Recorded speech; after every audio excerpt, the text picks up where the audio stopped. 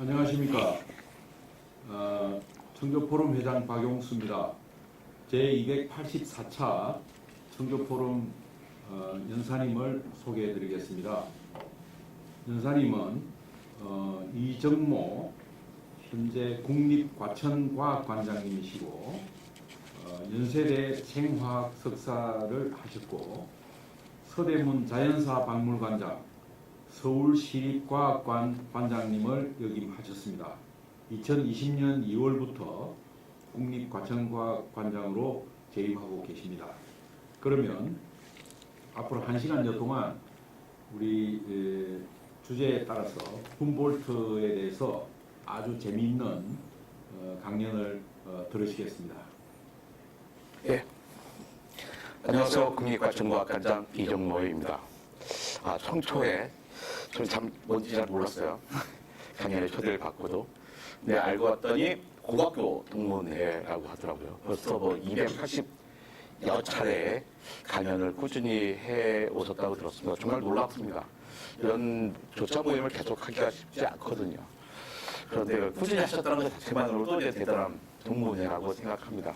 거기다가 제가 요청받은 주제가 훔볼트입니다. 알렉산더 훔볼트거든요.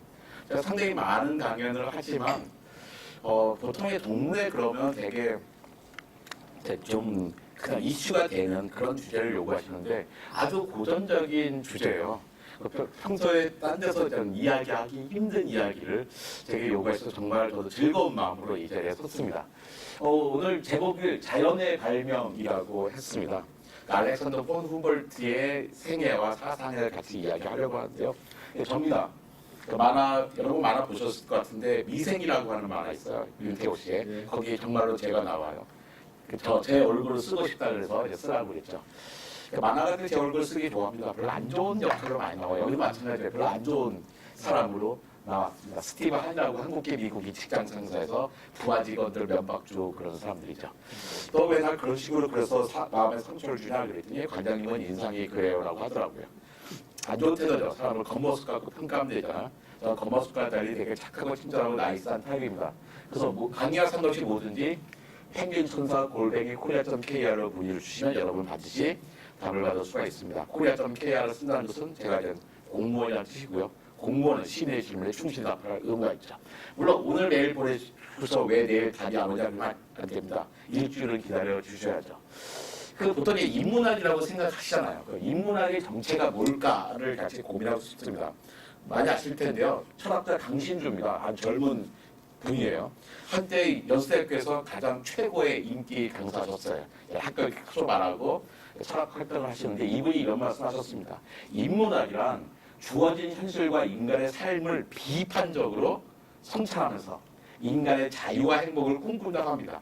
일단 환경을, 내 상황을 비판적으로 성찰하고 그러면서 목적이 뭐냐면 자유와 행복을 찾는 거죠. 또 비트겐슈타인이라고 하는 철학자가 있었습니다. 기본적으로 모든 게 어려운 사람이어서 저 사람 책은 저는 하나도 이해를 못해요. 하지만 이 말만큼은 제가 동의합니다. 인문적 정신은 비록 실패할지라도 자신의 성찰과 노력으로 직면한 위기를 돌파하려고 하는 그 마음이 인문학적인 정신이라는 거예요. 그러니까 실패를 두려워하지 않는다는 거죠. 세 번째로 이렇게 왜 하이데거라고 저는 별로 좋아하지는 않지만 시간에 대해서는 대단히 좋은 결정적인 철학적인 말씀을 하신 분이죠.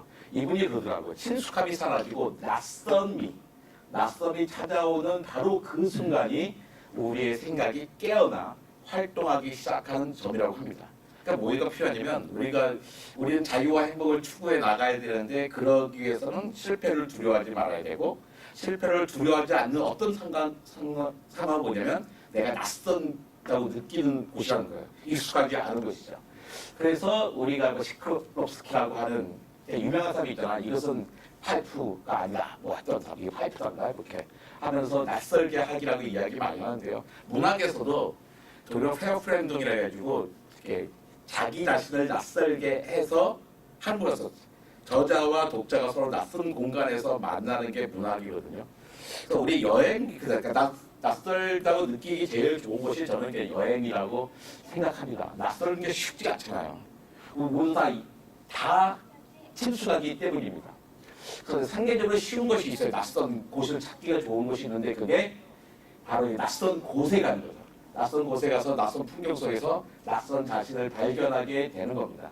그에게 바로 여행, 탐험, 모험의 미덕이고 그것이 그때 떠오르는 게 바로 통찰이라고 합니다. 그러니까 우리가 지금 방역 때문에 방송이 나오고 있는데요.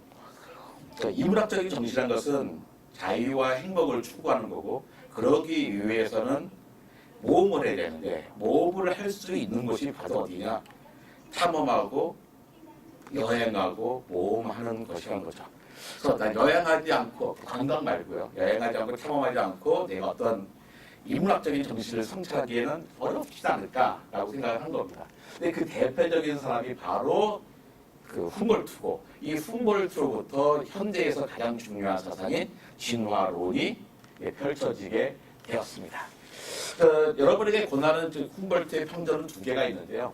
하늘과 땅의 모든 것 훔볼트 평전이라는 책과 자연의 발명 잊혀진 알렉산더 폰 훔볼트라는 책이 있는데 두 건 모두 다 좋습니다. 모두 다 좋은데 한 권을 추천하라면 저는 이 오르트의 자연의 발명을 추천하고 싶어요. 둘 다 번역도 좋고 어차피 둘 다 두껍습니다. 그런데 좀 더 친숙하게 접근하고 우리가 어차피 옛날 사람이잖아. 옛날 사람의 삶을 하나하나 자세하게 보는 게 아니라 그의 삶을 통해서 내 삶을 반추해 봐야 되는데 그러기에 더 좋은 책이 자연의 발명이 아닐까 생각합니다. 이 책에 띠지에 이런 게 있었어요. 훔볼트가 없었다면 종의 기원을 쓸 수 없었을 것이다. 찰스 다윈의 이야기입니다. 찰스 다윈이 이야기하는 거예요. 훔볼트가 없었으면 종의 기원을 쓸 수 없었을 것이다. 이 얘기 뭐냐면 훔볼트가 없었으면 현대과학, 특히 생명과학은 존재하지 못했을 거라는 겁니다. 2016년에 이런 게 나왔습니다. 그러니까 전기뱀장어. 전기뱀장어는 뱀장어가 아니에요. 상관이 없는 뱀장어는 아니 다른 과입니다. 이 전기뱀장어가 어떻게 전기를 일으키냐 하는 실험을 했어요. 여기다 보면 그냥 인형이죠. 인형을 딱 넣어주면 거기 전기뱀장어가 달라붙어가지고 자기 전기를 쏘아냅니다. 근데 이걸 남미에 가서 이걸 처음 봤을 때는 되게 놀라웠겠죠. 이걸 어떻게 할까 고민을 했었는데 이게 2016년에 실험인데요. 불과 5년 전이잖아요.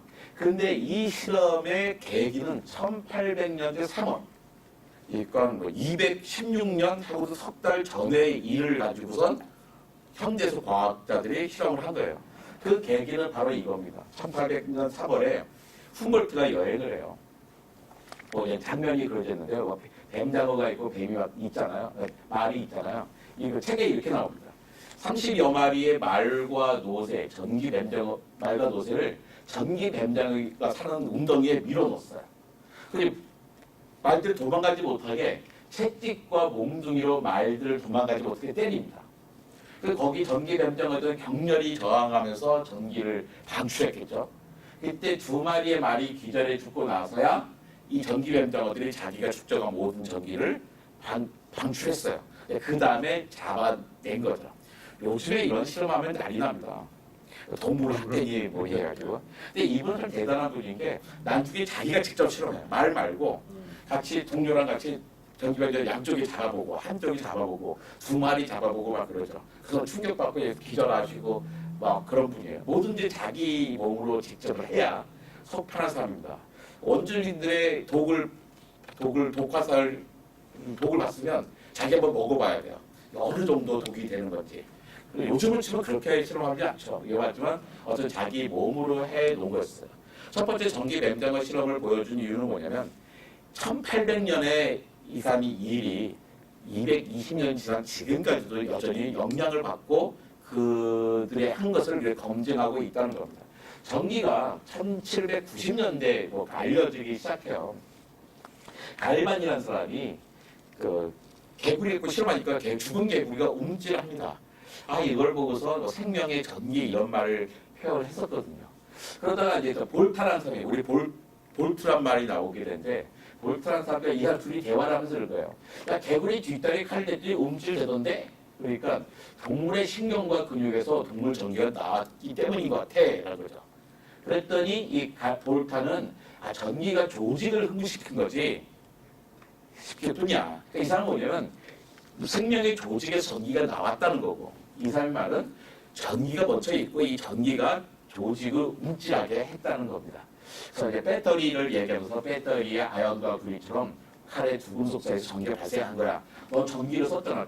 금속을 갖고 됐잖아. 왼쪽 금속과 오른쪽 금속 사이에서 정확히 뭔 일이 난지 전자가 이동한 걸 저 몰랐죠. 전자가 있는지 몰랐으니까 어쨌든 금속 사이에서 있던 전기가 발생한 거지 생물에서 한 것은 아니야라고 이야기했던 거죠. 예, 생물 전기라는 것들은 이제 되게 많이 유행했던 거고 그래서 그다음에 실험을 이런 식으로 해 나갑니다. 저 당시는 카메라가 있었던 게 아니잖아요. 저 사람이 자기가 직접 그림을 그리지 못해요. 옛날 사람들이 그림을 잘 그리긴 했어요. 그림을 열심히 잘 그려와가지고 잘 그린 다음에 스케치를 해와요. 물론 현장에서도 화가들을 고용합니다. 있어 많은 것들을.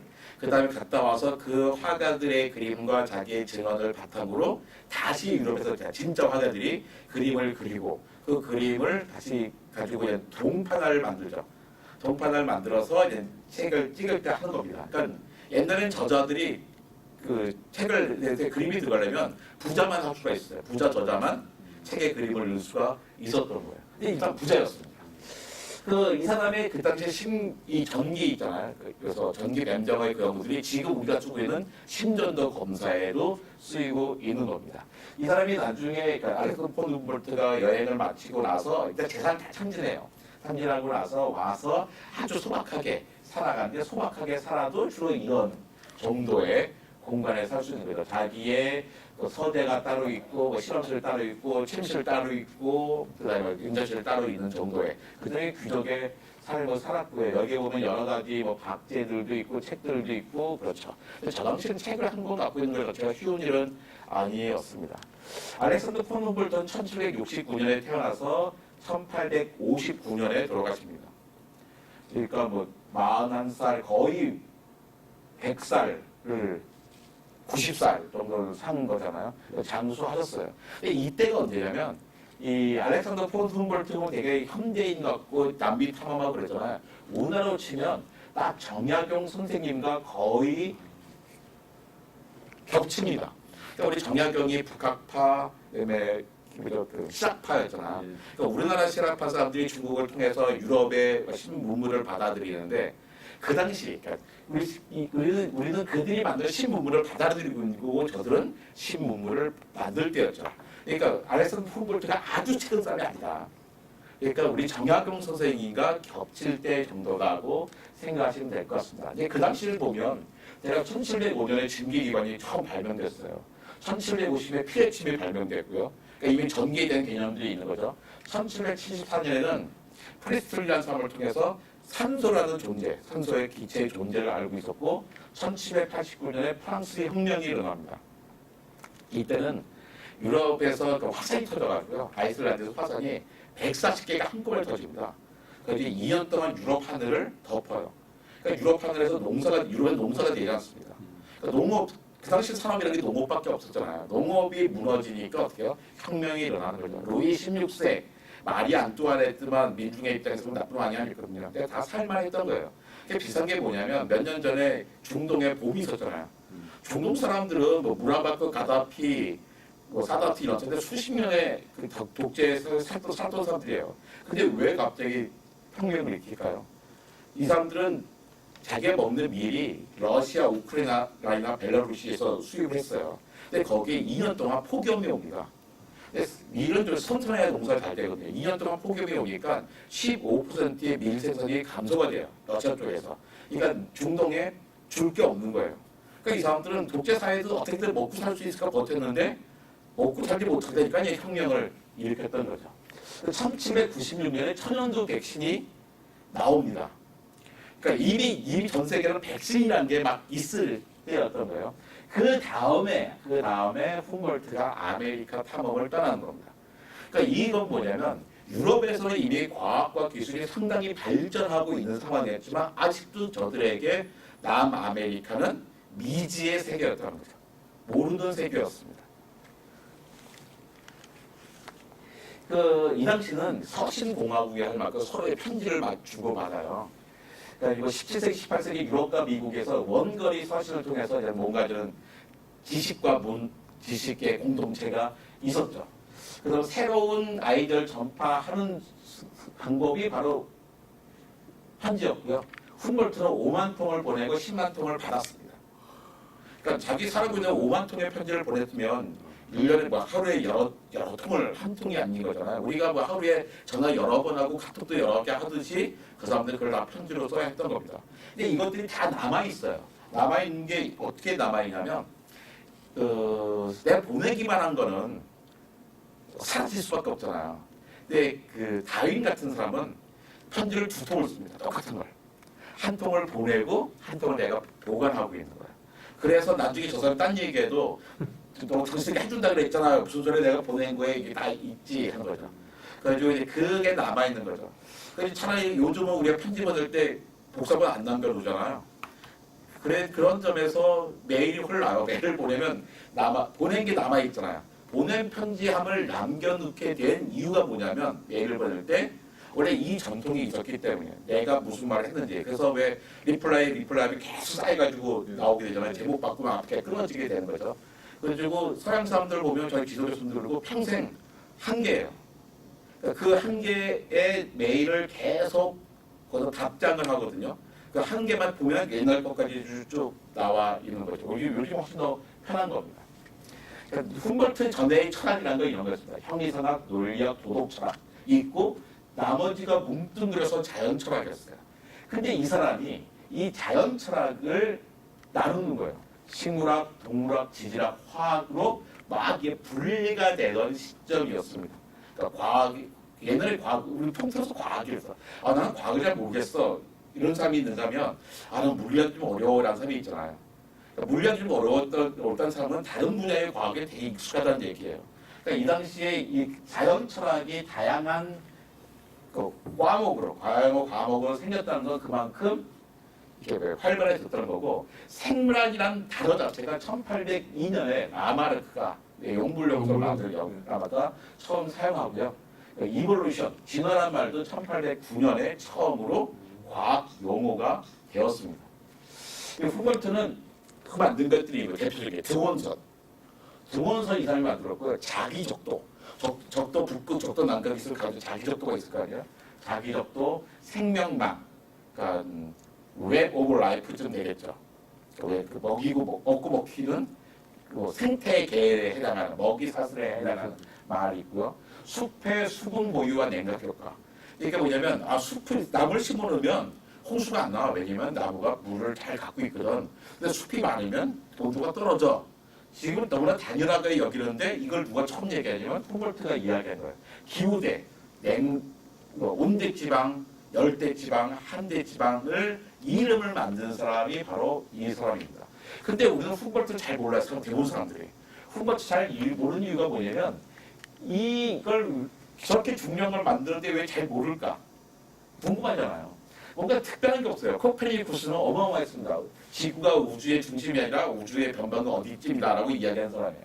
뉴턴은 우리에게 작용하는 힘, 말로 이야기해요. 모든 힘은 다 같이 있어. 라는 걸 얘기해주는 거. 제퍼슨은 자유와 민주주의가 뭔지를 밝힌 사람이고, 다윈은 우리가 어디서 왔는지 생명의 기원을 밝힌 사람이에요. 되게 이런 것들은 우리하고 세계 사이의 관계를 막 보여주는 겁니다. 그런데 훔볼트가 한 것들은 뭐냐면 자연 자체에 대한 개념이에요. 딴 사람들은 나와 자연, 나와 우주, 나와 사회 사이의 관계를 밝히는데 이 사람은 그냥 자연 자체예요. 자연 자체를 밝히니까 너무나 당연한 거예요. 등고선, 등원선, 너무 당연하게 느낀 거잖아요. 우리 초등학교 때 등원선을 배우지만 등원선 누가 만들었어라는 말을 배워본 적이 없어요. 왜? 공기처럼 그냥 당연히 있는 거라고 생각했기 때문이죠. 그래서 이 사람을 금방 잊어버리고 말았습니다. 이제서야 다시 그 사람을 추적하고 있는 거죠. 이 사람은 1769년에 프로이센이라면 지금 독일에 해당합니다. 부잣집의 귀족 집안에서 태어났습니다. 근데 아버지도 부자였지만 엄마는 더 부자예요. 무지막지한 부자였습니다. 그 다음에 10살에 아버지가 돌아가셨어요. 그 다음에 어머니가 키웁니다. 그래서 평생 어머니하고 화해를 하지 않아요. 그러니까 자기가 꿈꾸는 거랑 엄마가 꿈꾸는 게 다르다 해서 엄마는 큰형은 정치가로 키우고 인계로 이 사람은 자연계를 키우는데 광물학 공부를 시킵니다. 아니, 광물학이 뭐야 그러는데요. 저 당시에 광물학이면 요즘으로 치면 전자공학 아니면 뭐 생명공학쯤 되는 거예요.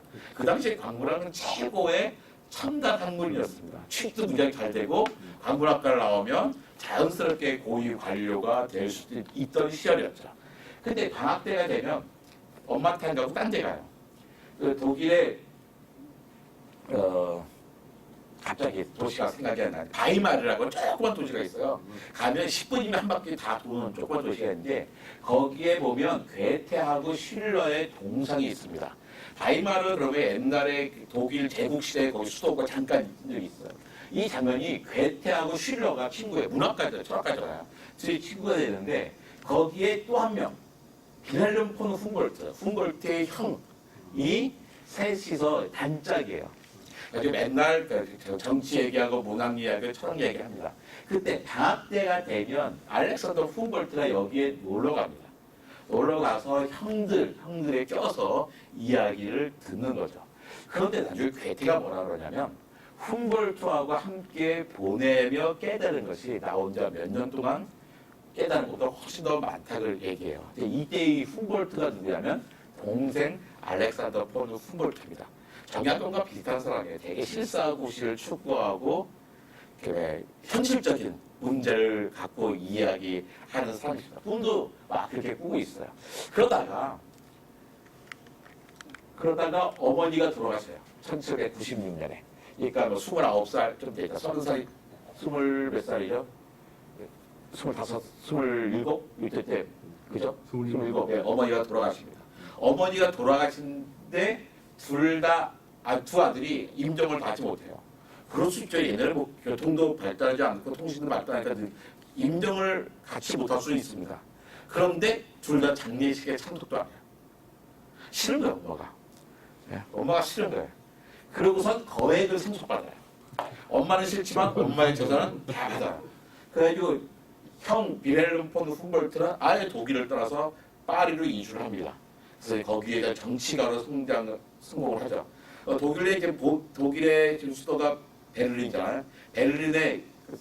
서베를린은 베를린 자유대학이 있었으면 동베를린이 원래 베를린 대학인데 그게 훔볼트 대학이에요. 그러니까 공산주의 쪽에 있던 거죠. 이게 원래 대학이었는데 훔볼트 대학이 뭐 최고의 대학인데 그 동독 쪽에 있으니까 자유 독일에서도 뭐가 있어야 되는 거예요. 그래서 만든 게 베를린 자유대학을 만들었죠. 지금 합쳐져서 그냥 베를린 대학인데요. 그 훔볼트 대학은 동생 알렉산더가 아니라 형 빌헬름 폰 훔볼트를 기린 겁니다. 언어학자로서, 철학자로서, 정치학자로서 기리는 거죠. 그리고 알렉산더 훔볼트는 이제 드디어 엄마가 없었고 돈이생이가 원대한 여행 계획을 짜는 거예요. 그래서 이제 탐험을 가게 됩니다. 여러분 유튜브에 찾아보시면 KBS 다큐멘터리에 이게 있어요. 왜 탐험하는가? 라고 하는 탁재영이라고 하는 뛰어난 오지 전문 PD가 있는데 저랑 같이 마다가스카르를 같이 갔던 EBS에 보면 세계 테마기 여행 갔었거든요. 이분이 남미를 여행할 때 이걸 갖고 있어요. 그 훔볼트의 주제였어요. 저도 같이 가면 참 좋았는데 그때 제가 서대문 자연사박물관 관여할 때 같이 못 갔어요. 하지만 프로그램 무지하게 많이 나옵니다. 같이 이야기하면서 만들었거든요. 이 사람이 이런 얘기를 해서 탐험가는 뭘까? 제 대의견 탐험가는 자연을 탐구하고자 하는 절정으로 고무되어 있으면서 자신의 꿈을 쫓기 위해 위험을 감수할 준비가 되어 있는 사람입니다. 아까 그랬잖아요. 그 위험을 감수하는 게 인문학적인 정신이잖아요. 자유와 행복을 추구하기 위해서. 예. 근데 그냥 있는 게 아니라 뭔가 이제 기록을 해야 되는 거죠. 탐험과 정복은 다른 겁니다. 탐험, 정복, 약탈 이런 게 다 다르잖아요. 그러니까 약탈을 하느냐 안 하느냐예요. 탐험이냐 정복이냐 차이는 이게 가장 큰 차이를 생각합니다. 서양 사람들이 세계 일주 하는 것보다 동양 사람들이 세계 일주를 먼저 합니다. 서양 사람들이 세계 일주 하면서 뭐 합니까? 침략하고 약탈하고 살해하고 하잖아요. 중국의 정함들이 그러지 않았어요. 이것은 황제의 선물이라고 선물 주고 오죠. 그런데 차이가 뭐냐면 서양 사람들은 그 약탈을 하든 뭐 하든 다니면서 과학자를 태웁니다. 찰스 다윈스가 미국으로도 과학 군함이었거든요. 우리나라의 셔머너나 주문진이 아니라 그 거문도 사건처럼 그럼 영국 왕들이 왜 왔어요? 우리나라 침략하기 위해서 지도 그리러 왔잖아요. 미국도 마찬가지입니다. 거기랑 무역하고 침략하기 하려더니 남아메리카 지도가 필요한 거예요. 근데 그 구남이 갔는데 과학자를 왜 태웠냐면 이그노를 하면서 우리는 모른대. 우리 남아메리카를 몰라. 그러니까 과학자를 태워서 기록하고 연구하고 조사하게 해야지 했던 거죠. 근데 중국의 정함들은 아프리카 해안선만 쭉 따라 갔다 왔어요. 근데 갔다 와놓고선 내부의 지도도 그래요. 아, 우리 중국이 얼마나 큰 나라. 중국 내부 이렇게 생겼잖아. 뭐 아프리카 내부 이렇게 생겼겠지. 한 거죠. 그래 지대진적의 문화는 현대 과학을 만들지 못했고 이그노라면서 우리는 모른다. 그걸 강조했던 문화는 현대 과학을 만들어냈던 거죠. 그 전까지만 해도 중국이 유럽보다 훨씬 더 높은 문명을 구가하고 있었거든요. 유발 하라리의 사피엔스라는 책이 있잖아요. 거기서 가장 중요한 대목이 바로 거기입니다. 400 몇십 페이지쯤 나오게 되는데요. 거기서 왜 유럽이 더 지금 현대 과학을 만들고 세계 주도를 할 수 있겠냐? 자기가 모른다는 것을 고백했다라는 거죠. 근데 어쨌든 탐험하는 사람은 약탈하지 않습니다. 정말이에요. 거기 있는 사람들과 잘 지내려고 합니다. 근데 훔볼트는 과학을 하나 더 가졌어요. 정복은 약탈이 안 되는데 탐험은 되게 과학과 연결되는데요. 과학에는 필요한 게 있어요. 돈, 중요합니다. 지식, 장비, 동료, 여건이 있어야 되는 거예요. 이런 것들이 있어야 어디로 탐험을 가게 되죠. 우리는 여건 만드는 게 어려운 일이 아니에요. 근데 그 당시 쉬운 일이 아니었습니다. 아무한테나 여건을 주는 게 아니었으니까요. 동료 구하는 건 돈으로 해결할 수 있는 거예요. 장비, 돈으로 해결할 수 있는 거죠. 그 다음에 지식이라는 거예요. 크게 세 가지 정도가 필요하더라고요. 돈과 지식과 여건이에요. 여건이라고 하면 뭔가 이런 네트워크가 있어야 되는 거예요. 물론 훔볼트는 귀족의 자제였고 형은 비렐름 훔볼트가 있었고 돈도 많고 그러니까 스페인적으로부터 여건을 딱 발급받아서 갈 수 있게 되죠. 근데 동료가 또 있었잖아요. 동료를 단지 돈으로 산다고 해서 다 동료가 되는 건 아니죠. 쉽지 않았습니다. 알렉산더 폰 훔볼트보다 4살쯤 어린 똑같이 알렉산더라는 이름을 가진 친구가 있었어요. 그러니까 프랑스 사람인데요. 봉플랑이라는 사람입니다. 이 사람은 식물학자이자 해부학자이자 외과의사예요. 그러니까 최고의 동료예요. 식물학자니까 식물학도 알고 해부학자니까 동물도 아는 거잖아요. 근데 외과의사예요. 근데 여행할 때 들어온 게 뭡니까? 아프고 다친다는 거잖아요. 그러니까 그 모든 걸 다 갖춘 사람이에요. 이 사람인데 이 사람은 없는 게 뭐냐면 돈이에요. 이 사람이 있는 건 뭐냐면 지식과 돈입니다. 여건도 만들 수 있고 사실은 유지한 꿈도 꾸고 있는 거죠. 근데 에메 봉플랑이랑 알렉산더 폰 훔볼트가 떠나는데 이런 실험 장비를 엄청나게 많이 갖고 가는데요. 그 실험 장비를 2세트 정도 갖고 갑니다. 엄청나게 비싸요. 왜 2세트 갖고 갈까요? 가다 망가지면 어쨌든 한쪽에 고쳐본다고 노력을 하고 있지만 당장 써야 되잖아요. 그러니까 그것을 가지고 가는 거죠. 이 사람의 여건입니다. 그 당시 사진이 없었어요. 사진이 없었으니까 여건에 자세하게 이 사람에 대해서 묘사를 합니다. 훔볼트의 여건 뒤에 2페이지인데요. 제 독일에서 공부할 때 수단에서 온 친구가 있었거든요. 그 친구는 왼쪽에 사진이 있고 있잖아요. 이름이 여기까지 끝나요. 이름이 엄청나게 길어요. 왕족이었는데 어떤 귀족들이 자꾸 자기 이름을 주는 거예요. 그 이름이 점점 늘어나요. 근데 그 친구는 2페이지에 해당하는 자기 이름을 다 기억하고 있더라고요. 언제 누가 줬다는 것까지. 이름 되게 중요하게 여기게 되는데, 그러니까 스페인의 시민, 중남미가 다 스페인의 시민이잖아요. 하지만 나라는 다 있단 말이에요. 관리들이 있는데 갈 때마다 스페인에서 여권을 받아서 갈 수 있어. 근데 어디 가서 보증을 받아야잖아. 아, 이 사람이 맞네 하고 써주는 거예요. 근데 뭘 써주냐면 그 사람 인상 찾기가 바뀝니다.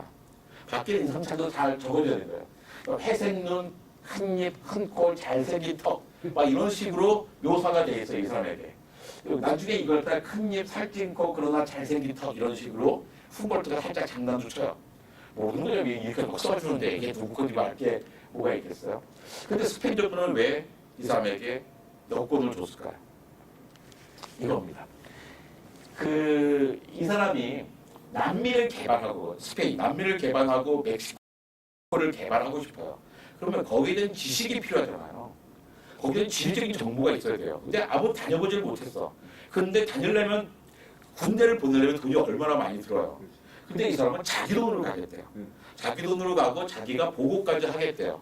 그러니까 여기서 그 사람 안 보낼 이유가 없는 거죠. 그래서 간 나라 갈 때마다 거기 대사들이 불러서 막 물어보잖아요. 어떻게 했냐고 다 그래서 보고도 할 수 있고 중간에 통제 가능하니까 얼마든지 할 수 있는 겁니다. 그래가지고 스페인을 떠나서 저기 왔다가 중남미를 쭉 보고선 얼른 스페인에 보고를 해야 되는데 이 사람이 비겁하게 스페인에 비호를 받아서 딱 여행을 했잖아요. 중남미를 쭉 보고 어디로 가냐면 미국으로 갑니다. 미국에서 오래 있어요. 그 다음에 그 미국 대통령한테요 자기 지식을 다 줍니다. 그러니까 미국은 결국 미국은 멕시코를 먹게 되잖아요. 그러니까 만약에 이 humboldt가 없었으면 멕시코 땅이 그냥 스페인의 영향이 좀 있을 수 있어요. 이 멕시코 요만큼인데 이 아랫부분이 다 캘리포니아, 뉴멕시코 이런 데를 좀 갖게 된 거죠. 멕시코 사람보다 여기 쪽을 더 잘, 중남미를 더 잘 알고 있었죠. 그 다음에 어디로 귀국을 하냐면 프랑스로 귀국합니다. 사실 스페인은 엿먹은 거예요. 도와주긴 도와주면서 자기의 큰 도움을 받지 못했습니다. humboldt의 가장 큰 업적이 이겁니다. 자연 그림이라는 거예요. 그림을 그리는데 여기는 친구라서 화산이 있어요. 화산을 쭉 그립니다. 그리고 보면 글씨가 많잖아요. 글씨가 많고 여러 개의 컬럼이 있죠. 우리는 이런 표를 잘 그리는데요. 서양 사람은 그 표를 잘 못 만들어요. 우리는 표를 갖다가 가로, 세로 만들고 가로, 세로 컬럼을 여러 개 쪼개가지고 그냥 한 칸만 보면 여러 개 정보를 쫙 알잖아요. 독일 사람만 해도 표를 만든다는 게 박스만 치면 표인 줄 알아요. 교수님이 저한테 제일 많이 부탁한 게 표 만드는 거였어요. 너는 정표 기가 막히게 만든다는데 사실 그 표를 만드는 사람의 조상이 독일 사람이에요. 이 사람이 보면 여기다 이제 그 지도를 그렸어요. 단면도를 그리죠. 전체적인 보이기도 하고 단면도도 그리고 그다음에 여기 있는 게 여기에 어떤 문화가 있고 어떤 식물이 있고 이걸 기록을 한 거예요.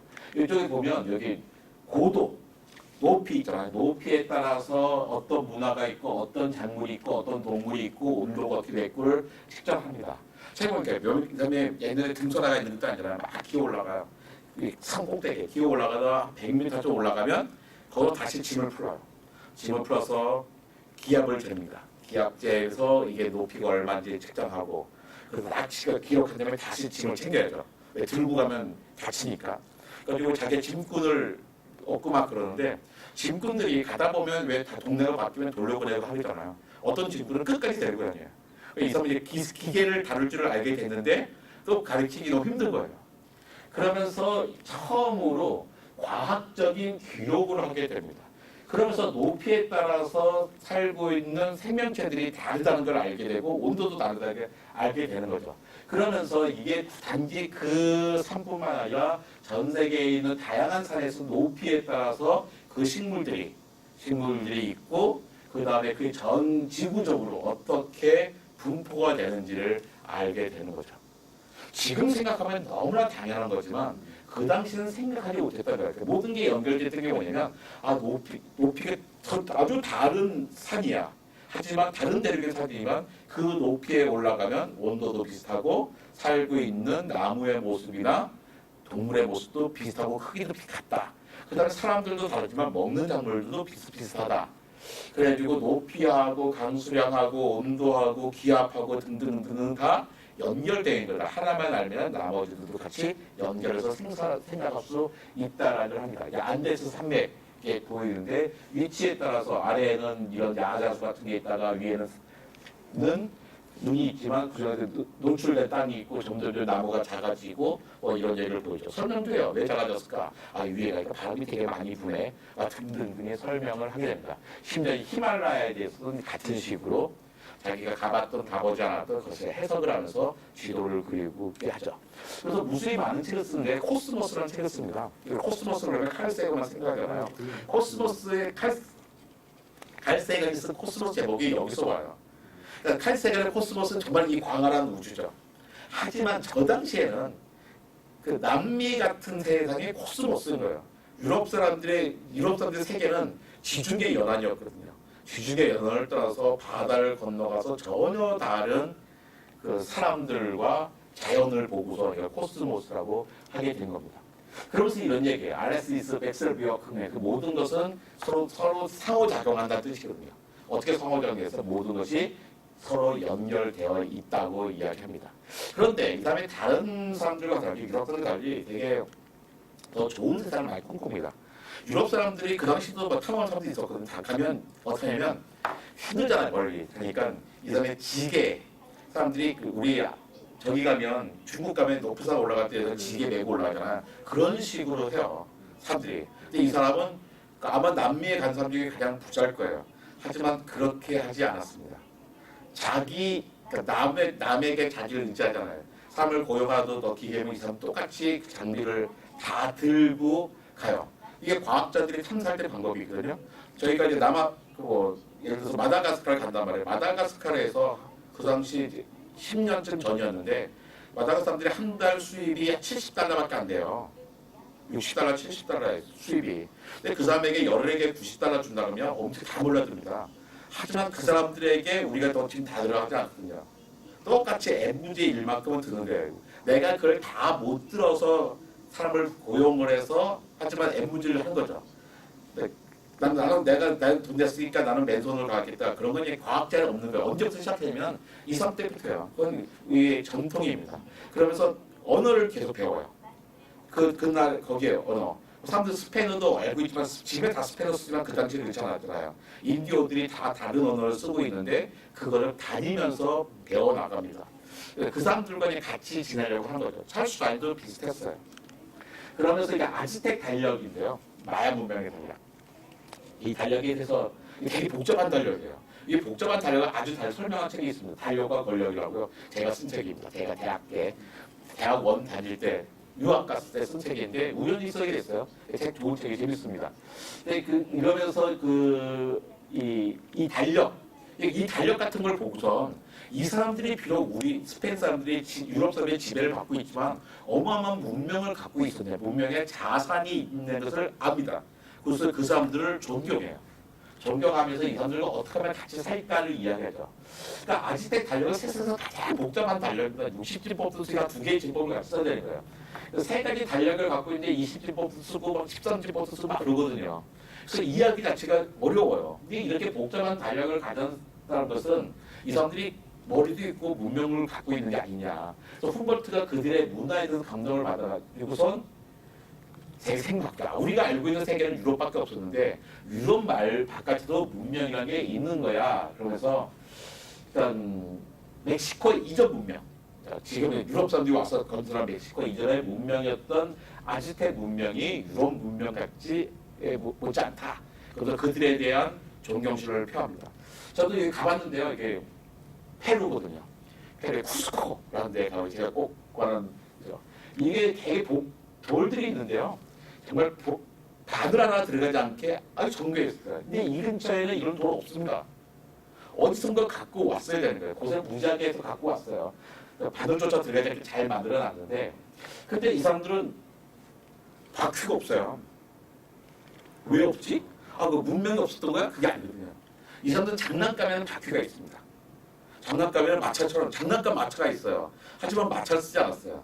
근데 왜 그러냐면 거기는 이 사람 머리가 없어서 마차를 쓰지 않은 게 아니라 도로 자체가 워낙에 가파른 산이어서 마차 같은 게 의미가 없어요. 오히려 지게 같은 게 있었고 도로는 돌로 아주 잘 쓸어놨던 거죠.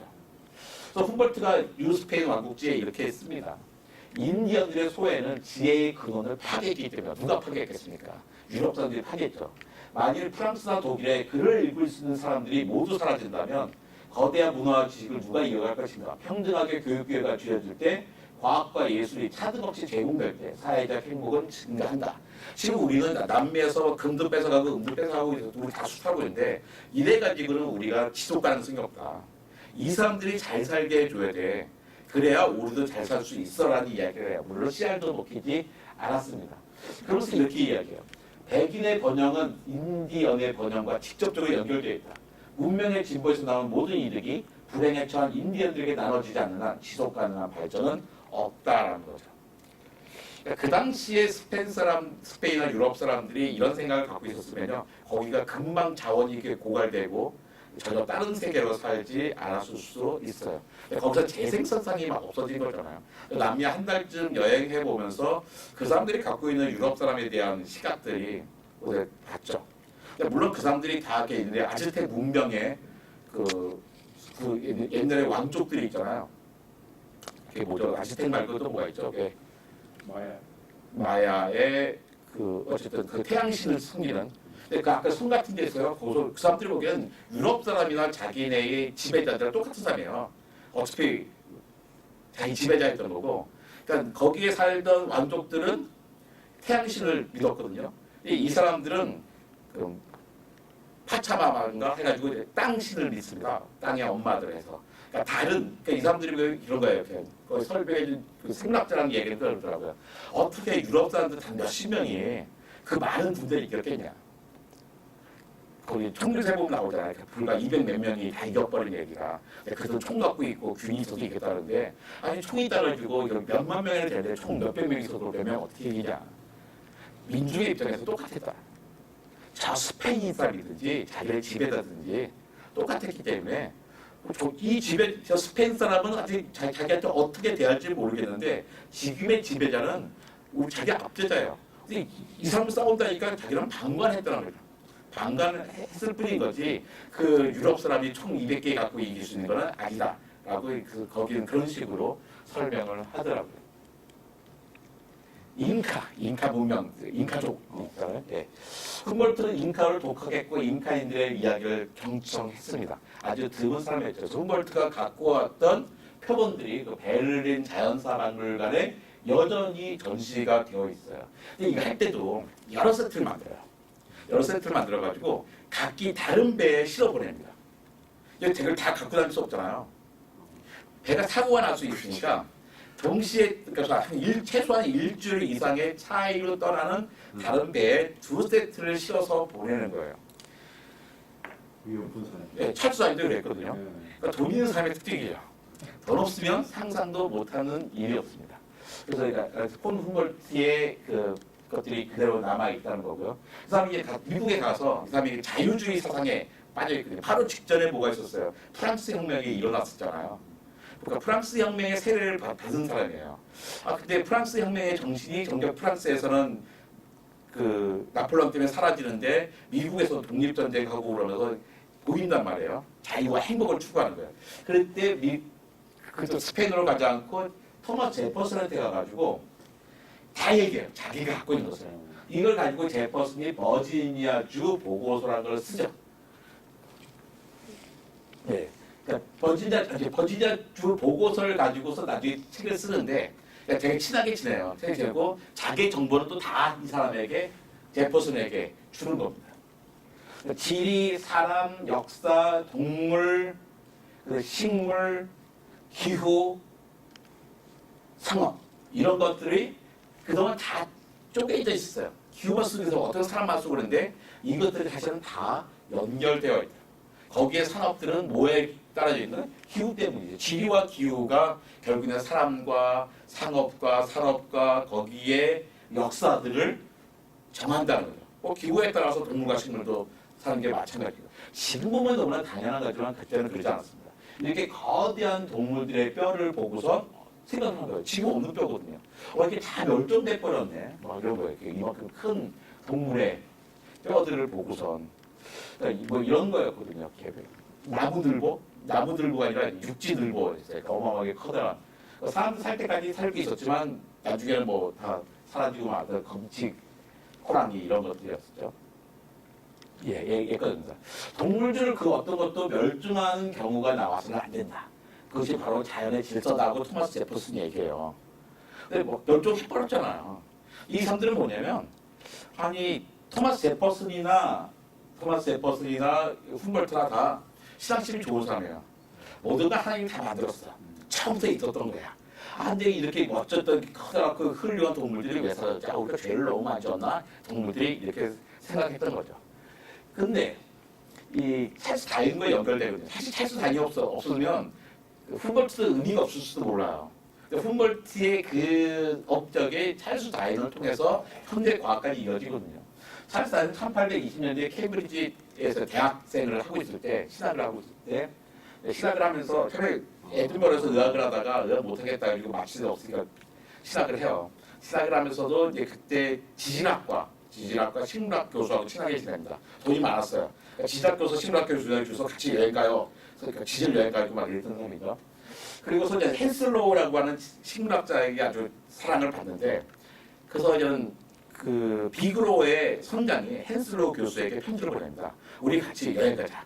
남미 여행 가도 같이 가지 않을래? 나 자연학자가 필요해.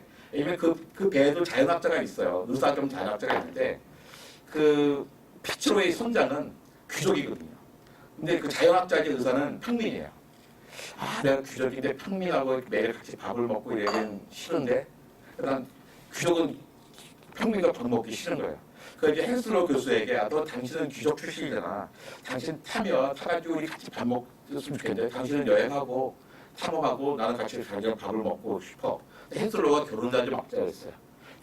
갓 결혼했는데 신혼인데 헤어지기 싫은 거예요. 그때 찰스 아인에게 얘기합니다. 너 돈 못 있잖아. 너도 가라.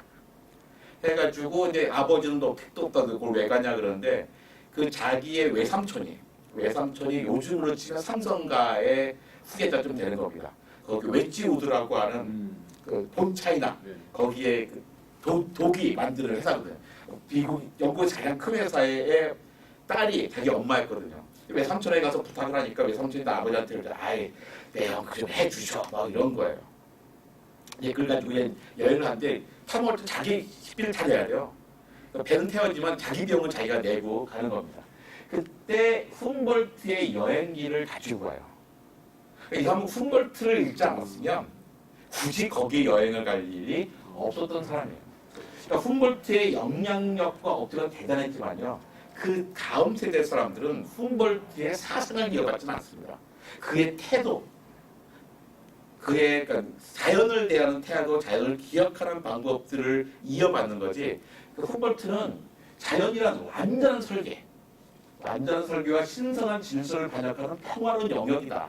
그런데 그 다 차세대 뭐예요? 자연이란 모든 생명체 사이에 끊임없이 투쟁이다고 생각을 하는 거다. 그러니까 이게 진화 이야기가 나오는 거죠. 그러니까 이 사람들이 다 여기에서 물러받았다 해가지고 그 생각을 가지는 게 아니에요. 이게 과학의 특징입니다. 과학이란 뭐냐면 선배들의 업적이 틀렸다는 걸 증명하는 게 과학의 업적이거든요. 그러니까 찰스 다윈은 모든 사람이 과학자 진화론자지만 찰스 다윈의 진화론을 그대로 갖고 있는 건 아닙니다. 계속 그걸 부인하고 있죠. 하지만 여전히 찰스 다윈의 그 틀 안에 있을 뿐이죠. 언제는 깨질지도 모릅니다. 1859년 5월에 훔볼트가 죽어요. 죽자마자 6개월 후에 정례기원이 나옵니다. 근데 둘 사이에 서로 편지도 주고 받았거든요. 그러니까 훔볼트는 안타까운 게 뭐냐면 6개월만 더 살았으면 자기의 생각을 충분히 바꿀 수도 있었을 텐데 그러지 못했다는 거예요. 그 점이 되게 아쉬운 점이죠. 그 찰스 다윈이 비그로를 타고 여행을 하잖아요. 비그로는 이 정도 되는 크기의 배였고요. 한 곳에 가면 오래 있습니다. 왜 그 지도를 그리려니까. 근데 그 사이에 찰스 다윈이 닥터하고 그러니까 육상으로 이동하기도 하고 그러죠. 주로 이런 식으로 다니고요. 영국에서 출발해서 플라이버스에 내가 가봤어요. 여기 쭉 가봤거든요. 그래서 계속 움직이면서 갈라파고스 갔다가 찰스 다윈의 자연 사상사를 쓰고 싶어가지고 영국은 다 다녔어요. 찰스 다윈이 한 번이라도 가본 곳은 여행해 곳은 다 가봤습니다. 근데 흔적이 다 남아있진 않아요. 왜냐면 이 사람이 영국을 막 다닐 때는 유명한 사람이 아니었어요. 그러니까 하여튼 유명해진다면 뭐 런던 밑에 지금 타운 오브 찰스 다윈이라고 마을 이름이요. 찰스 다윈 마을이라고 하는 도시가 있어요. 거기 정도만 남아 있었던 거죠. 플라이버스 이런 도시에 출발했던 한국 돌아왔던 한국도 찾아봤더니 시청도 가보고 도서관 가봤는데 분명히 이 사람이 여기 저 동네 어디서 한 달을 살았는데 어느 집인지 모르다. 너네 어떻게 그걸 볼 수 있냐? 아이, 그래도 우리도 알았으면 좋겠어. 우리도 알면 그걸 이제 관광도 할 텐데 우리가 몰라 안타까워 죽겠어. 너가 타박하지 않아도 돼. 뭐 이런 얘기 하더라고요. 그 다음에 갈라파고스도 같이 가봤었죠. 그 다음에 여기에 이쪽에도 같이 가봤습니다. 남아메리카 해안 지도를 그리는 게 그 비그로의 역할이었어요. 별로 좀 좋은 건 아니었고요. 갈라파고스 섬입니다. 갈라파고스 여러 개의 제도예요. A라는 섬에서 B라는 섬으로 넘어가려면 비자 검사하고요. 신발바닥도 검사해요. 왜냐면 A라는 섬에서 B라는 섬으로 넘어갈 때 흙을 막 붙여가면 B라는 섬의 생태계가 바뀌기 때문이라는 거죠. 그렇게 철저하게 관리를 해도요. 바닷속에 들어가 보면 플라스틱 천지입니다. 물론 여기서 버린 게 아니에요. 삼다수 병도 왔어요. 전 세계 떠다니다가 와 있습니다. 여기서 여러 가지 새들을 보는데요. 이게 다윈의 핀치라고 그러는데 아까 있잖아요. 전기 뱀장어는 우리가 전기 뱀장어지만 뱀장어가 장어가 아니에요. 전기 뱀장어 장어가 아니거든요. 그냥 6개월 후에 그러니까 조기 이런 거랑 더 비슷한 생선이고요. 그 다음에 다윈의 핀치라고 하지만 이게 핀치새가 아니라 풍금조예요. 근데 다윈의 핀치 너무나 유명해서 다윈의 풍금조를 바꿀 수가 없는 거예요. 전 세계 책을 다 바꿔야 되기 때문에. 하지만 그 풍금조는 아니죠. 근데 여기서 보니까 살고 있는 섬의 환경에 따라서 부위가 달라요. 그래서 생각하죠. 그 먹이에 따라서 다른가 보다 한 거죠. 근데 이때까지만 해도 다윈은 다윈주의가 아니었어요. 이렇게 분명히 딱 봐도 얘네들은 한 조상에서 내려온 것 같은데 분명히 핀치새인데 핀치새도 안 돼. 핀치라고 오해한 거죠. 색을 잘 모르니까. 그런데 이런 식으로 따로따로 섬마다 이 중에 이런 새는 요 섬에만 살아요. 요 섬에 안 살아요. 이렇게 산다면 시간이 오래 지나가 버리고 나면 서로 전혀 다른 종이 되겠는데 정도까지만 하고 샘플을 모아서 이제 보내죠. 영국에서. 근데 그 사이에 영국의 조류학자들은 이건 같은 종에서 출발했지만 지금 완전히 다른 종이야. 다른 종이 됐어. 라고는 어마어마한 결과를 갖고선 다윈이 올 때까지를 기다리고 있습니다. 근데 거기에는 그 다윈의 핀치의 불이라고 하는 책도 막 있잖아요. 그런데 여기에 보면 저도 비슷하다고 썼지만 그랜트 박사 부부가 살고 있는데요. 이 사람들은 저 섬에는 어떤 핀치가 몇 마리인지도 더 알아요. 그리고 쟤네가 누구의 새끼인지도 알고 막 그런 분인데 집안을 걸 목격해요. 예측합니다. 올해 가뭄이 들었어. 그렇다니까 내년쯤 되면 요 섬에 사는 핀치 새들의 부리는 1.2mm가 줄어들 거야 예측을 하잖아요. 1년 지나면 정말 평균으로 1.2mm가 줄어들어 있습니다. 그러니까 실제로 거기에 적응해서 산다는 걸 밝힌 사람들이죠. 그 다양한 실험들이 있는데요. 도마뱀이 하나도 없는 섬에다가 한 가지 도마뱀을 10개 섬에다 풀어놨어요. 10개 섬의 조건이 다 다른 거예요. 어떤 섬은 건조하고 어떤 섬은 풀이 많고 어떤 섬에 포식자가 있거든요. 그런데 15년 지나니까 완전히 다른 도마뱀이 돼요. 다리 길이가 완전히 달라집니다. 그러니까 자연 환경의 조건에서 얘네들이 어떻게 변하는지를 보는 거죠. 물론 다리가 긴 애들 태어나고 작은 애들 태어나는데 거기 다리가 긴 애들 태어나면 결국 다리가 긴 애들이 많아지는 거예요. 먹이를 많이 먹고 많이 살아남아서. 그래서 이제 자연 선택 같은 거는 저는 충분히 증명 가능한 거죠. 21년간 18,717마리 일일이 측정하고 번호를 붙입니다.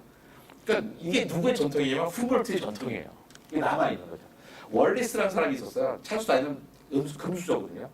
찰스 다윈의 그 생가에 가면 생가에 2층에 저거예요. 그 박물관을 만들었는데 그 박물관의 마지막 방에 찰스 다윈의 후손들이 자기 할아버지에 대해서 써놨어요. 거기 뭐 써냐면 우리 할아버지는 찰스 다윈은 인생에 단 한 번도 생계를 위해서 돈을 벌어본 적이 없다 하는 거예요. 근데 그걸 왜 써놨겠어요? 그러니까 많은 사람들이 찰스 다윈을 존경하고 찰스 다윈에 열등감 갖고 찰스는 저렇게 어마어마하게 업적을 남기 위해 못했지 그러지 말라는 거예요. 너네들 먹고 살기 힘들지.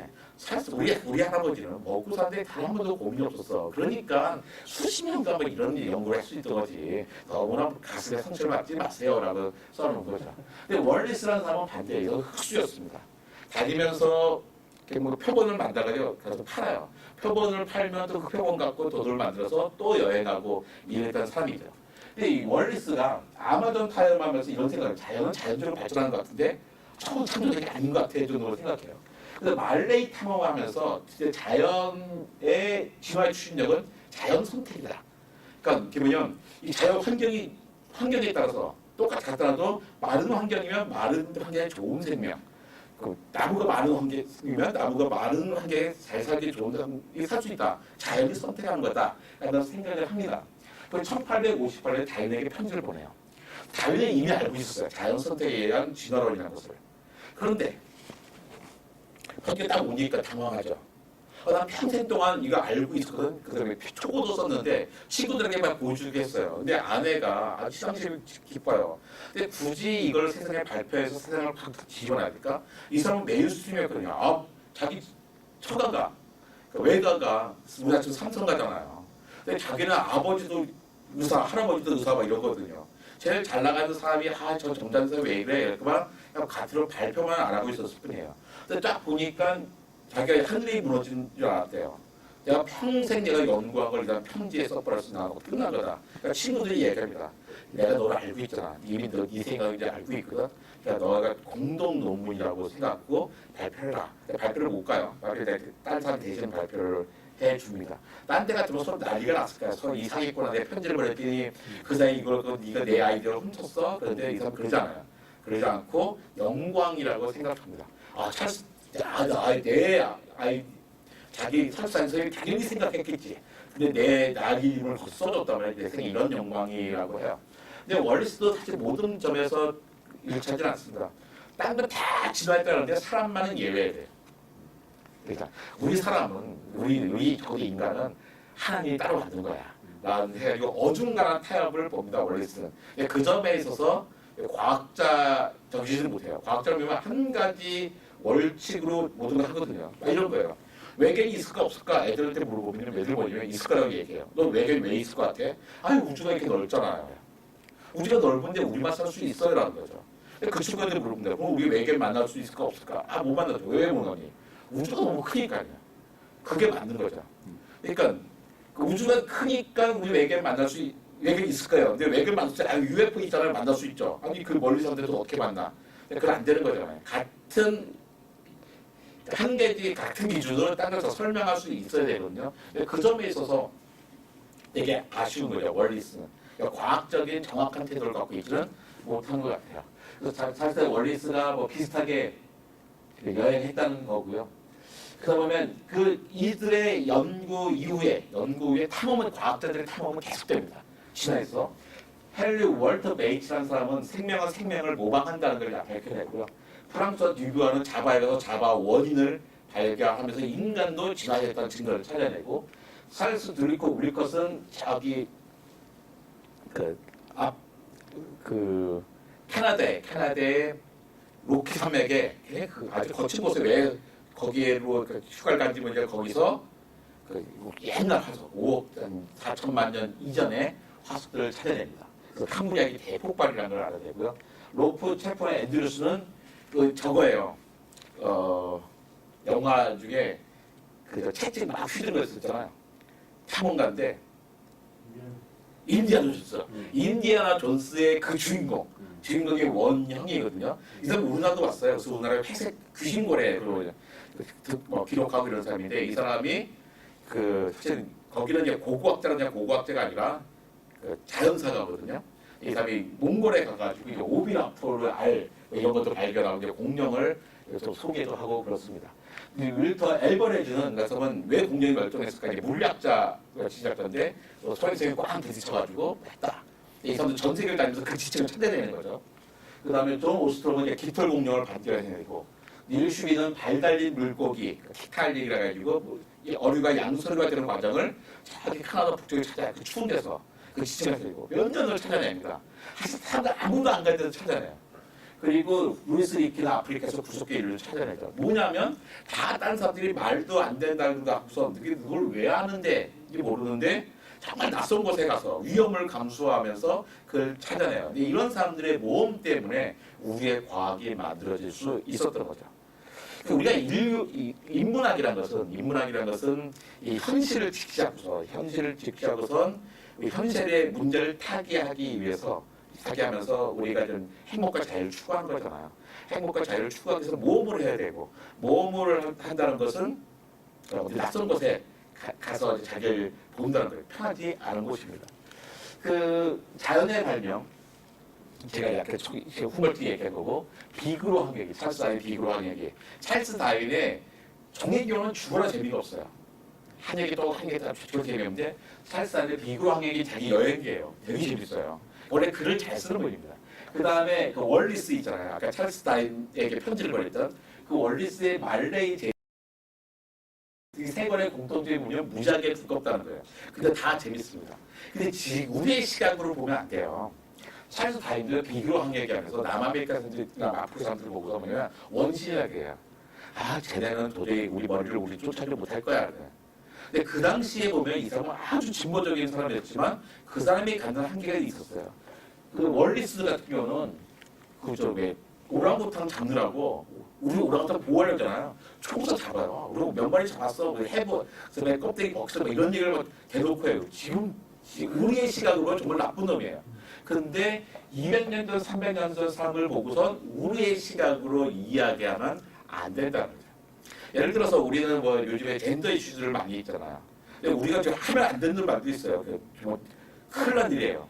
그런데 100년 전, 200년 전에 정약용이 자기의 그 부인을 놔두고 처벌 드린다든지 아니면 그 뭐 거기서 하인을 막 쓴다든지 하인이 노예 아니에요. 노비. 네? 근데 그런 게 지금의 시각으로 보면 정말 나쁜 놈이에요. 하지만 그 당시 사람의 시각으로 봐요. 그 당시에는 그만큼 진보적이었거든요. 우리가 지금 아무리 진보적이라고 마음을 갖다 얘기하지만 100년 전 후에 사람들 보면 우리가 정말 어처구니 없는 짓을 할 수도 있거든요. 그래서 그들 걸 그만큼 받아야 된다. 여기서 볼 때 훔볼트만 해도요. 이 뒤에 사람들 볼 때는 정말 말도 안 되는 분이에요. 아니 저렇게 똑똑하면 저렇게 많은 걸 보고선 왜 진화를 받아들이지 못해라고 생각할 수 있거든요. 아마존강과 정글, 아메리카 남단과 파타고니아, 인도네시아 유기 열대우림, 아프리카 대처, 남극과 아프리카 중부, 아시아 대륙 내부의 사막, 그리고 텐지베니아와 마다가스카처럼 큰 바다에 널려있는 크고 작은 섬들은 불과 얼마 전까지부터 미지의 세계였다. 이들이 등장하죠. 아까 세 번에 저기 등장하시죠. 웬만하면 다 가봤습니다. 근데 여전히 미지의 부분들이 남아있어요. 그 보면 남미, 그 훔볼트 컨트리잖아요. 캘리포니아에 보면 훔볼트라는 이름이 붙은 마을이 무지하게 많아요. 근데 이게 형 블레는 폰 훔볼트예요. 알렉산더 폰 훔볼트예요. 왜? 이 사람이 준 지식이 너무나 많기 때문에. 그래서 나 훔볼트, 우리는 우리 동네 훔볼트 마을이야 이렇게 되는 거예요. 그다음에 훔볼트 해류라는 게 있습니다. 남아메리카 있잖아. 여기서부터 남북주 쭉 올라오는 해류가 있거든요. 이 해류 때문에 그 남미 사람들이 풍족하게 어를 갖고 있어요. 그래가지고 이 훔볼트 해류를 훔볼트가 처음 발견하죠. 그 사람들이 훔볼트 해류라고 이름을 붙여요. 근데 훔볼트도 아니라는 거예요. 내가 있잖아. 나는 거기에 이름을 붙였지. 나는 과학적으로 해서 다니면서 측정도 했지만 거기 살던 사람들이 이미 이 해류를 알고 있어서 그러니까 없댔지. 그러니까 그런 이름을 붙인다겠니? 그러니까 페루 해류라고 해. 그런데 페루 사람들은 근데 훔볼트 해류 괜찮은 것 같은데 하셔서 두 개 이름을 같이 쓰고 있습니다. 페루 해류, 훔볼트 해류. 근데 제 남미에 가보니까 남미 사람들은 다 훔볼트 해류라고 이야기하더라고요. 이제 과학에서는 페루 해류라고 합니다. 왜냐면 기록한 사람의 마음이거든요. 기록한 사람이 훔볼트 해류는 적절한 이름이 아니라고 생각했기 때문이죠. 이거 보면 오징어 튀김 보면요. 튀김이 엄청나게 큰다는 거 보셨습니까? 오징어 튀김이 예전 우리나라 오징어가 아니에요. 튀김이 길어요. 그래서 그게 뭐냐면 이게 훔볼트 오징어입니다. 아메리카 대왕 오징어가 엄청나게 큰 거죠. 저거 수입하다가 되게 싸거든요. 저걸로 된 오징어 튀김을 큼직큼직하게 해 먹는 건데 저기도 훔볼트라는 이름이 붙어 있어요. 예, 그래서 엄청나게 많고요. 그래서 올라와서 여기까지 가면 여기에 그래서 그게 표충수가 올라와가지고 심해수가 올라와서 플랑크톤 있고 멸치 먹고 엔초비라는 거죠. 있고 나중에 이 훔볼트 오징어가 큰 거 먹어서 점점 더 커진다. 이걸 이미 그다음에 왜 이런 게 생겨서 남도 무역풍이 불고 이런 것들을 다 훔볼트가 기록을 합니다. 배에 할 때도 계속 측정하는 바람이 어서 불고 있다. 파고가 얼마고 여기는 쭉 높아서 깊이가 얼마야. 몇 배, 아주 깊은 데는 측정이 안 되잖아. 최소한 몇 킬로미터가 지나. 이런 거잖아요. 돌을 묶어가지고 쭉 추를 내밀어서 달 때까지 해서 하는 거죠. 그러면서 거기에 훔볼트 펭귄도 있군요. 적도 지방에 펭귄들이 그때 훔볼트 펭귄이라고 이름을 붙여 있어서 여기서부터 거의 에콰도르가 유신되잖아요. 에콰도르 그 아래까지도 에콰도르가 적도라는 뜻이거든요.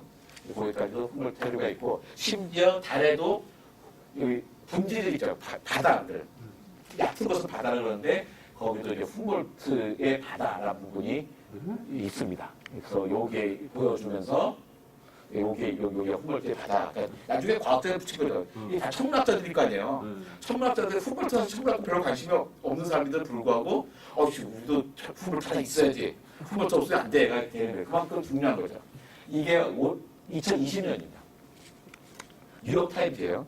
뉴욕타임즈 일면에 10만 명의 이름이 쫙 실린 거예요. 2년부터. 뭐냐면 코로나로 죽은 사람들이에요. 그러니까 미국에서 우리가 정말 얼마나 말도 안 된다는가. 트럼프와 함께 우리가 세계 최고의 나라인데 10만 명이 죽었어요. 이게 말이 됩니까? 하면서 썼는데 이거는 뉴욕 타임즈에서 2020년 5월 달이었고요. 1866 9월 14일 날 일면이에요. 일면에 쭉 칼럼이 있는데 이게 뭐냐면 훔볼트 탄생 100주년이 있어요. 훔볼트가 탄생한 지 100년 된 생일날 훔볼트를 기리는 기사를 저 뒤에 특집면이 있는 게 아니라 일면에다가 박아놨어요. 그만큼 중요한 인물이라는 뜻인 거죠. 아메리카로 말해서 여러 번의 중국의 고비를 끊는 끝에 기어이 세계관을 품고 귀환했습니다. 한 사람이 훔볼트고 한 사람이 다윈이죠. 훔볼트는 이 세상은 연결되어 있다는 거예요. 기후라는 걸 통해서. 그 다음에 이 사람은 그 기후라는 환경에 따라서 생명들은 자연에서 선택된다는 거죠. 물론 이 사람의 생각이 이 사람에게 그대로 전달되지 않았습니다. 하지만 그들의 방법은 연결이 되어 있는 거죠. 훔볼트의 가장 큰 업적은요. 과학의 접근성과 인기를 높였다는 겁니다. 그전까지 과학이 인기 있는 게 아니었어요. 훔볼트의 영향을 받은 사람입니다. 다윈, 진화를 했어요. 소로, 휘트먼, 베러, 헉슬리 문학적인 영향을 줬어요. 마시, 자연보라는 개념을 만들어냈습니다. 해켈, 생태학, 칼슨, 레이첼 칼슨이잖아요. 침묵의 법. 이 사람도 가장 영향을 받은 사람이 훔볼트예요. 러브록의 가이아 이론까지. 우리가 알고 있는 무수히 많은 사람들이 자기의 스승이 누구냐? 훔볼트라고 이야기하고 있습니다. 그런데 왜 훔볼트라는 이름이 우리에게 낯설까? 그렇죠. 하나의 발견으로 유명해진 사람입니다. 발견이 너무나 많아요. 근데 그 너무나 많은 발견이 너무나 당연한 거여서 마치 공기와 물처럼 우리 삶에 스며들다 보니까 특별하게 그 사람을 고려하지 않아요. 너무나 자명한 것들, 너무나 당연한 것들인 거죠. 찰스 다윈이 훔볼트의 책이 있습니다. 책을 읽고선 책에다 내가 언제 읽기 시작해서 언제 다 읽었다 매번 써요. 그러니까 여러 번, 책 같은 책 여러 번 읽잖아요. 읽던 썼습니다. 몇 번째는 며칠에 읽기 시작해서 며칠에 끝났다. 근데 10년이 쓴 게 아니라 1882년 4월 3일 날 다 읽었다고 끝! 하고 썼어요. 근데 이 사람이 언제 들으면 그 16일 있다가 돌아가십니다. 그게 뭐냐면 찰스 다윈은 저 훔볼트의 코스모스를 나머지 여행기를 읽고 여행을 꿈꾸고 그걸 가지고 여행을 가잖아요. 그리고서 죽는 때까지 자기가 마지막에 읽은 책이 또 훔볼트의 책이었던 거죠. 그만큼 훔볼트는 다윈에게 영향을 준 거고 다윈에게 영향을 준 대부분이잖아요. 그런 얘기가 훔볼트가 없었다면 비디오를 타지도 않았을 것이고 종의 기원을 생각하지도 않았을 것이다 라고 이야기합니다. 재밌는 그림인데요. 이게 훔볼트가 그린 그림이에요. 1802년에 2012년에 똑같은 그림을 딴 사람이 그려봤습니다. 그런데 어떻게 해요? 이 1802년에는 눈이 여기까지 있었어요. 2012년에는 여기까지 있잖아요. 그만큼 지구가 더워지고 있다는 거죠. 제 여러 가지 책 중에서 한 권의 책을 꼽으려면 전 자연의 발명이라는 책을 추천합니다. 안드레 울프라고 하는 독일 사람이 과학자는 아니고요. 전기 작가 썼고 양병찬이라고 하는 정말 최고의 번역자가 이 책을 번역을 했어요. 근데 이분이 이걸 상도 받고 그다음에 책 정말 번역 많이 하시거든요. 그래서 물어봤어요. 양병찬 선생님은 자신에게 단 한 권의 번역서를 꼽으라고 한다면 뭘 꼽겠습니까? 저희는 자연의 발명이라고 이야기하더라고요. 왜 그러냐? 자기 번역도 열심히 했지만 자기 생각, 자기 삶을 바꾼 책이었다고 이야기하더라고요. 예, 감사합니다. 오늘 여기까지 하겠습니다. 고맙습니다. 예, 질문하시죠. 감사합니다. 훔볼트가 비록 스페인에서 여권도 받고 스페인 정부를 좀 이렇게 지원받고 갔지만 네. 나중에 이제 미국으로 가가지고 토마스 제퍼슨을 만나고 네. 또 나중에 프랑스로 가고 스페인은 제일 나중에 네. 보고서 낸 것 같은데 그게 어떤 아까 잠깐 말씀하셨지만 훔볼트가 제 짐작입니다만 남미에 가서 보고 스페인의 피사로니 그런 사람들이 와가지고 예. 사람 죽이고 약탈하고 이런 거에 약간 자기 견해를 달리 해가지고 스페인에 이런 정보를 주면 더 약탈할 것 같다 이런 생각도 있었는지 저는 그렇게 생각합니다. 예. 일단 의도를 잘 알고 있는 거죠. 나에게 시킨 의도도 알고 있고 근데 이미 후몰트는 프랑스 혁명의 정신을 가지고 있었고 거기다 남미 사람에 대한 애정도 막 생겼고 근데 그 당시에 스페인과 반대되는 쪽이 미국이었거든요. 미국이 이제 새로운 민주주의 국가가 되면서 왕정 국가가 아닌 민주주의 국가가 되면서 자기가 생각하는 이게 자유와 행복을 추구하는 길이라고 생각했던 것 같아요. 그리고 나중에 뭐 영국도 가고 또 형 따라서 프랑스도 있고 그러는데 스페인이 그냥 가장 심각했거든요. 물론 그 다음에도 이제 미국은 끊임없이 미국은 또 남미에 대해서는 또 자기의 나라의 이익 뭐 이렇게 취쳐 나갔지만 기본적으로 그 당시에 다른 나라 사람들 같은 우리 민주주의가 너무 당연한 거잖아요. 그런데 다른 나라 사람이 볼 때 미국의 민주주의는 그냥 신세계인 거예요. 그러니까 유럽에 있는 자기 재산을 다 포기하고 거기 배 타고 가는 거잖아요. 배 타고 가면 수백 명 중에 몇십 명만 살아남더라도 나는 새로운 아직 미지의 개척당이라 그러니까 뭐 풍요로운 땅이라기보다는 그 당시 미국은 사막이고 막 그런 거잖아요. 중부에. 하지만 누구의 지배자가 없는 새로운 자유와 행복의 나라라고 생각했던 거죠. 그런 점에서 자꾸 미국을 지원하고 싶었던 것 같아요. 반대로 스페인에 대해서는 그랬죠. 또 이 알렉산더 폼볼트의 아주 이제 큰 공적 중에 하나가 말라리아의 약을 보급한 겁니다. 키니네라고 하잖아. 그러니까 사람들 다 말라리아 걸리는데 남미 사람들은 말라리아 안 걸리는 거예요. 왜 그렇지 했더니 그 다음에 키니네 나무 씹어 먹으면서 거기서 그런 물질이 나오는데 그걸 나중에 유럽을 보급을 하면서 유럽에서의 급격하게 말라리아로 인한 중견 사라지죠. 그러니까 옛날 특히 유럽에서는 유럽 자체도 말라리아가 있지만 그 안에서 별로 없었잖아요. 이제 아프리카를 간다든지 남미 가면 그냥 속수무책으로 당하고 말았는데 그 문제를 해결을 해요. 근데 그러면서 사실은 또 적도 지방의 쪽으로의 침략이 가속화되기는 하죠. 하지만 뭐 의학이란 건 끊임없이 발전을 해야 되는 거잖아요. 그러면서 자연의학, 천연물 화학 쪽에 대한 새로운 길을 열기도 합니다. 또 하나. 예. 훔볼트가 훔볼트 해류 예. 그런 것도 잠깐 보면은 바다 밑에 기구 넣어가지고 측정하고 예. 그랬잖아요. 제가 알기로는 우리나라에도 정약용 형님입니까? 정약전. 이 양반이 목포 쪽에 가서 자산어보라는 걸 만들었잖아요. 예. 기록인데. 흑산도요. 네, 흑산도입니까? 거기 보면은 도저히 그 당시 사람이 들어갈 수 없는 수심에 무슨 예를 들면 민어 알심에 사는 고기인데 민어가 어디에 살고 그림도 이렇게 그리고 이거 정약전 선생도 좀 이렇게 측정을 한 분이 아닌가. 깊이 측정하고 물의 흐름의 세기 같은 거는 다양한 방식 측정을 했을 거예요. 근데 거기를 어떻게까지 들어갔겠어요. 근데 거기는 물질하는 사람들. 그러니까 물질하는 사람들이 들어가서 높이가 깊이가 20m, 30m, 40m 정도에서 더 들어가면 서해안 쪽은 보이지도 않아요. 햇빛 쪽 다 안 들어가고서 거기까지 왔을 거고 민어 같은 경우에는 철이 되면 올라오잖아요. 잡아먹을 때는 산란기가 되고 올라올 때 그때 많이 알았던 거죠. 비슷한 게 아리스토텔레스도 지금 말도 안 되는 측정들이 있어요. 옛날에 바다에 사는 참치는 어떻게 자기네가 짝짓기 하고 자기가 어떻게 맞겠어요. 되게 전해지는 이야기들을 많이 정리했을 수가 있죠. 근데 정약전의 자산어보에 보면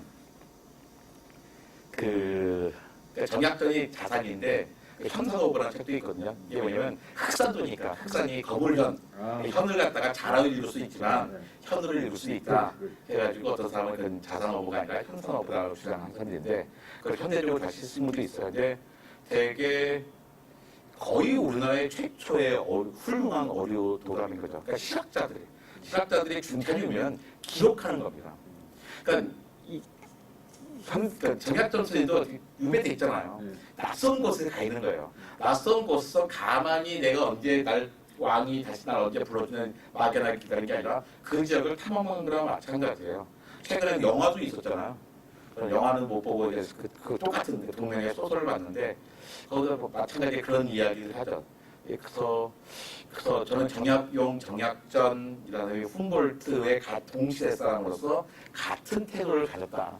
근데 우리가 그만큼의 경제력이 있어서 만약에 정약전과 정약용의 그 형제가 훔볼트만큼 돈이 있어서 그 배를 타고 전 세계를 다닐 수 있으면 우리도 할 수 있지 않았을까라는 생각을 좀 하죠. 네, 그래도 어마어마한 경제력을 가진 운이 좋았던 거고 오늘 부자해봤자 사실 크지 않았던 거죠. 충분히 지금 우리가 할 수 있습니다. 우리는 이제 돈이 많은 나라잖아요. 많은 과학자들이, 많은 사람들이 우리는 이 과학이 발전한 게 돈이 없어서 아니에요. 이제 우리가 돈 많아요. 오늘 연구 개발비가요 전 세계에서 4위입니다. 적지 않아요. 그래서 GDP 대비 1위예요. 우리는 돈이 없는 나라가 아닙니다. 돈이 없는 나라가 아니라 실패를 안 해봤을 뿐이에요. 노벨상 차리 그만 오잖아요. 한 며칠 안 남았죠. 한 3주쯤 있어 노벨상 차리 되는데 그때마다 꼭 물어보는 게 있어요. 우리는 왜 노벨상을 받지 못했을까요? 사실은 노벨상 받았죠. 김대중 받았는데 그 말고 노벨 과학상을 줄 때 대답은 이겁니다. 우리 실패를 하지 못했기 때문입니다. 노벨상이라는 게 뭔가 있는 걸 개발해 발전시켜서 받는 게 아니잖아요. 맨 땅에 해당하는 겁니다. 남들이 안 하는 거. 맨 땅에 해당하는 게 뭐예요? 당연히 실패하는 거예요. 이게 길인지 아닌지 모르잖아요. 가면 막혀있고 막혀있고 막혀있는 거거든요. 그 실패를 계속 반복할 수 있는 사람들이 노벨상을 받는 거예요. 근데 우리가 처음으로 3년 전부터 실패를 해도 되는 연구비가 설정이 됐습니다. 그 전까지는 우리가 실패하면 끝이었어요. 실패하면 다시 연구비도 주지 않고 이다음에 자리도 못 도전해요. 이제 3년 전부터 한 170억 시작해서 지금 한 7,500억까지 실패도 되는 연구비를 책정놓고 그러니까 실패되는 거예요. 터무니없는 거 연구하면 내가 보기 터무니없는데 되면 대박이. 그러면서 이제 우리가 남들이 안 한 연구를 하기 시작해야 됐거든요. 그 책 제목 읽어보지 않았지만 그런 책 제목이 있더라고요. 깨어나 보니 선진국, 뭐 일어나 보니 선진국 뭐 그런 책이 있더라고요. 그러니까 우리는 이미 여러 가지 지표들이 선진국이 있는데 우리가 스스로 선진국을 생각하지 못하는 거잖아요. 근데 그런 것들을 우리가 들고 보면 탐험 많이 해야 된다고 생각하고 저는 이제 자녀들한테도 자녀들이 120살까지 살 텐데 고3 졸업할 때 꼭 대학 가야 되냐. 1년, 2년 텀을 줘도 되죠. 그 기회를 얼마든지 갭이어라고 하잖아요.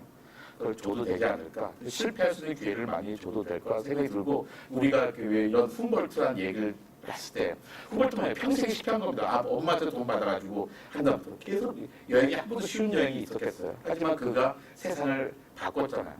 우리도 그러면 경제력이 있고 수명도 있다면 우리는 못했더라도 자녀들에게 그 기회를 줘야 된다고 생각합니다.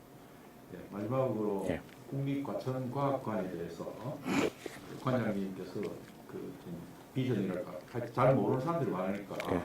간단히 소개했습니다. 우리나라 136개의 과학관이 있습니다. 생각보다 많으시죠. 보통 4개, 5개, 10개 아닌데 136개나 있거든요. 선진국입니다. 136개의 과학관 중에 가장 큰 과학관이고요. 예, 국립과학관입니다. 여기서는 다 공무원이고요. 근데 제가 예전 서울시립과학관은 청소년을 위한 과학관이 있고 실험 중심의 과학관이 본과학관이고 하는과학관이었는데 여기는 18개월부터 100세까지 모든 사람이 대상이고 모든 분야가 다 있고요.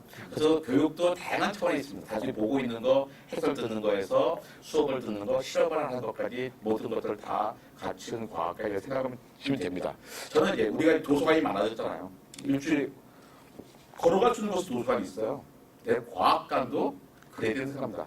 자전거 타고 갈 수 있는 곳에 과학관이 있어야 되죠. 이 과천과학관처럼 이 커다란, 통일 없이 커다란 과학관 말고 서울시립과학관이 이 과학관의 검평으로 10분의 1이거든요. 우리 과학관의 10분의 1쯤 되는 서울시립과학관, 아니면 우리 과학관의 20분의 1쯤 되는 서대문 자연서박물관 정도의 과학관이 곳곳에 있어야 된다. 적어도 서울 같은 경우 구당 하나씩은 있는 게 상식이라고 생각하고요. 이제 우리가 모든 사람이 과학자가 되기 위해서 과학관에 오는 게 아니잖아요. 모든 사람이 작가가 되기 위해서 도서관 가는 거 아니죠. 사실 우리 리터치 때문에 가는 거잖아요. 내가 문학적인 감수성을 갖기 위해서 아니면 철학적인 감수성을 갖기 위해서 책을 읽듯이 우리가 21세기 4차 산업혁명 시대에 살아갈 때는 사이언스 리터치, 과학 리터치가 필요하다고 생각합니다. 그래야 우리가 안전하게 안심하며 살면서 내 돈과 세금을 절약하는 영랑한 사회를 만들 수 있을 거라고 생각합니다. 굳이 과천과학관이 아니라고 하더라도 가까운 과학관 많이 찾아봐 주시고요. 요즘은 과학관을 좀 가서 쉽게 체험할 수가 없거든요. 우리 과학관도 마찬가지고 올 수는 있지만 만지게 못하게 돼 있으니까. 그래서 유튜브도 좀 많이 보시면 좋겠어요. 우리 과천과학관 유튜브 되게 좋습니다. 우리 이제 구독자도 5만 몇천 명쯤 되고요. 아주 훌륭한 내용을 갖고 있으니까 평상시에 하나씩, 일주일에 하나씩이라도 보시면 자기의 삶이 조금씩 바뀔 거라고 생각합니다. 네, 감사합니다. 감사합니다.